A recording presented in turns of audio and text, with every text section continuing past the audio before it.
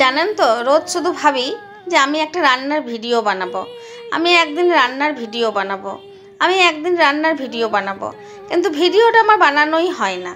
আমি রোজই ভাবি যে ভিডিওটা বানাবো, কেউ দেখতে পাবে, কি বলবে, কি কমেন্ট আসবে, এই সব নানা রকমের কথা আমি ভাবি। আজ সাহস করে ভিডিওটা বানিয়েই ফেললাম। কিন্তু যখন সাহস করলাম তখন দেখছি ঘরে রান্নার জন্য কিছুই নেই আমার কাছে। দিয়ে অবশেষে পেলাম 4-5টি বড়ি আর আলু, আর ঘরে ছিল মাসকাবাড়িতে আনা পোস্ত। দিয়ে বললাম, মা, আজকে আমি বড়ি পোস্ত বানিয়েই আমার ভিডিওটা শুরু করছি। দিয়ে সেই ভেবেই আমি রান্নাটা শুরু করে দিলাম।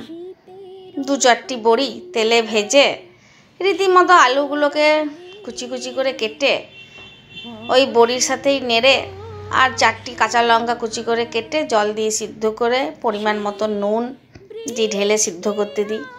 তারপর সিদ্ধ হয়ে যাওয়ার পর নেড়ে চেড়ে পোস্ত দিয়ে নামিয়ে দিই, আর দিয়ে দিই উপর থেকে 2 দশন কাঁচা সর্ষের তেল।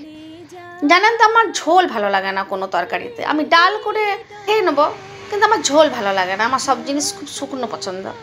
তো আমি বড়ি আলুর পোস্তটাও শুকনোভাবেই নামিয়েছি, আমি ঝোলভাবে নামাইনি।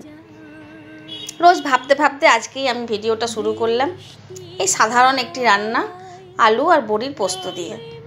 আপনাদের কেমন লাগবে আমি জানি না, খুব অতি সাধারণ একটি রান্না। যদি ভালো লাগে তো আমাকে কমেন্ট করুন, আমাকে উৎসাহিত করুন। দেখা হচ্ছে আবার পরের ভিডিওতে। নমস্কার। যায় যায় যা ভুলে যা